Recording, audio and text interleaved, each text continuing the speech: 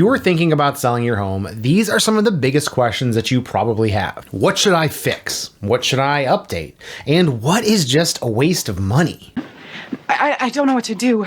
What do I do? Because the second you start looking at your house through seller eyes, everything suddenly feels like a project. The bathroom feels dated. The kitchen feels tired. The carpet looks worn. It is very easy to convince yourself that you need to renovate half the house just to compete.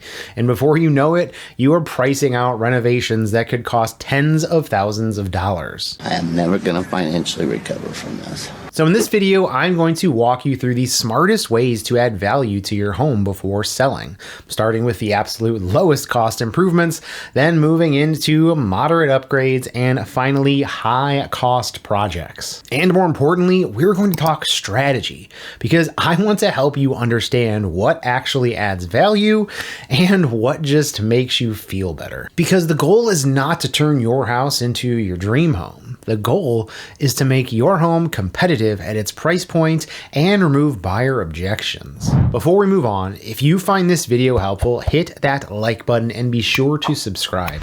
I try to put out content regularly to help homeowners make smart, strategic decisions instead of expensive, emotional ones. All right, let's start with the most overlooked value booster of them all. Before you touch paint, before you replace flooring, before you call a contractor, clean. And I do not mean a quick tidy up. I mean deep, detailed, borderline obsessive cleaning. Because here's the truth. A spotless home feels newer. It feels cared for. It feels higher value. Buyers may not consciously say, wow, this is clean, but they absolutely feel that way. Start with the obvious. Clean windows inside and out. Natural light sells homes. Dirty windows block light and make rooms feel dull. Then move to baseboards, door frames, and trim. These areas collect dust and scuff marks that buyers absolutely notice when touring a home. Clean your vents, clean your return covers, and please, please, please clean your ceiling fans. If there is visible dust on vents, buyers start wondering about the HVAC system. Dust buildup signals neglect. Even if everything else looks good. Have your carpets professionally cleaned if they are staying. If they are worn beyond saving, that's a different conversation. But if they're just tired, cleaning can extend the life and improve presentation dramatically. Pay special attention to kitchens and bathrooms because these are emotional rooms. Degrease the cabinets, scrub grout, polish fixtures, remove hard water stains. Clean inside appliances if they are staying. Open your refrigerator and ask yourself honestly if you would want a stranger seeing inside of it. Because yes, buyers open refrigerators and ovens. And if you haven't cleaned behind your toilet in a while, now is the time to do that. Buyers open closets every single time. If they are stuffed and overflowing, it signals a lack of storage. If they are organized and only half full, it signals an abundance of storage. Declutter while you clean, because cleaning and decluttering go hand in hand. The less visual noise in a room, the cleaner it feels. Clear countertops, thin out closets, remove excess furniture. You are not just cleaning dirt, you are creating space. Deep cleaning is the cheapest improvement that you can make, and it often produces one of the strongest returns of value. Cleaning costs very little compared to renovations, yet it dramatically changes how your home feels. Buyers equate cleanliness with maintenance. Clean equals cared for. This alone can protect thousands of dollars in perceived value. So once you have maximized presentation without spending much money, then and only then do we talk about upgrades. After cleaning, the next category is low-cost improvements. Now these are relatively inexpensive, but they create noticeable impact. Fresh, neutral paint is at the top of the list. Paint covers wear and tear, it brightens rooms, it makes everything feel cohesive. And neutral colors allow buyers to imagine their own style in the space. You do not need bold accent walls, you need clean, light, consistent color. Next is updating hardware and fixtures. Old beat-up doorknobs, dated cabinet pulls, worn or outdated light fixtures. If you have these fixtures in your house, you need to get rid of them. These are small details, but buyers see them. Swapping them out for modern, simple finishes instantly updates a room without a major expense. Then there's curb appeal. First impressions are powerful. Buyers often form an opinion before they even walk inside the house. Trim shrubs, clean out beds, add fresh mulch, power wash walkways, paint the front door if needed, replace faded house numbers. Strategic staging also falls into this category. You do not need to rent a warehouse full of furniture, but you may need to remove oversized pieces or rearrange layouts to create a better flow. Sometimes removing one chair makes a room feel 10 times larger. These are small changes that really stack up. Now we move into moderate investments. Now, these require more money, so you need to be strategic. One of the most impactful moderate upgrades is cabinet painting or refinishing. If your cabinets are solid but dated, painting them can dramatically transform the kitchen without the cost of a full replacement. Kitchens sell homes. Countertops are another strong visual upgrade. Replacing laminate with quartz or granite immediately elevates the space and makes it feel more current. Bathrooms are also powerful leverage points.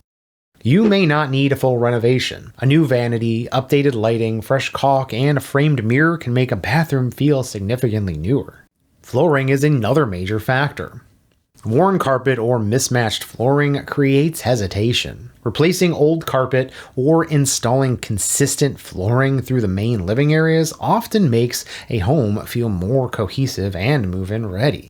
Exterior upgrades like a new front door or garage door can also fall into this category and offer strong visual return. But here's the key. These upgrades must make sense relative to your price range. You are not renovating for you.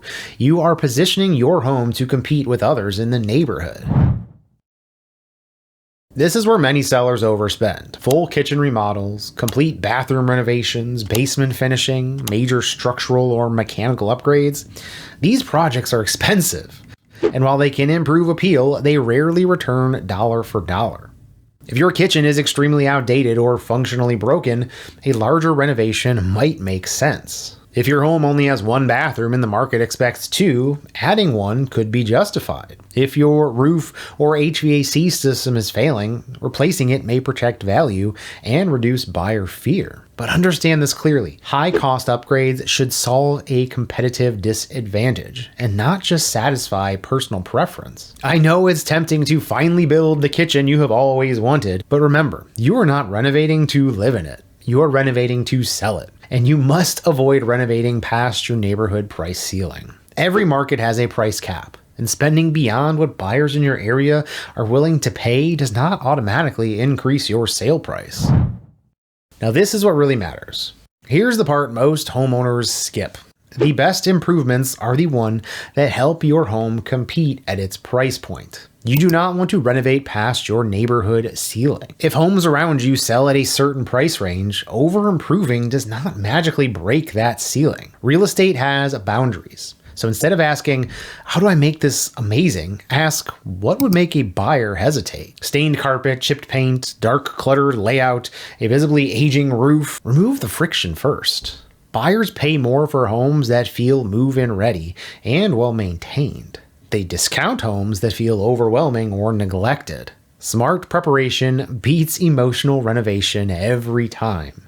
And before you spend a single dollar, get an honest evaluation of your home as it sits today. Sometimes minimal prep plus smart pricing wins. Sometimes investing $5,000 makes you $20,000. And sometimes the right answer is do nothing and let the market respond. Every home is different. Every market cycle is different. The biggest mistake that sellers make is assuming more upgrades automatically equal more money. That is not how this works. The goal is simple. Clean it, refresh it, fix what causes hesitation, compete at your price point. Do that, and you give yourself the best chance to walk away with more money in your pocket. If you found this breakdown helpful, hit that like button and subscribe to the channel, as it helps more homeowners see this before spending money in the wrong places. Now, what do you think the best return on investment is when it comes to adding value to a home?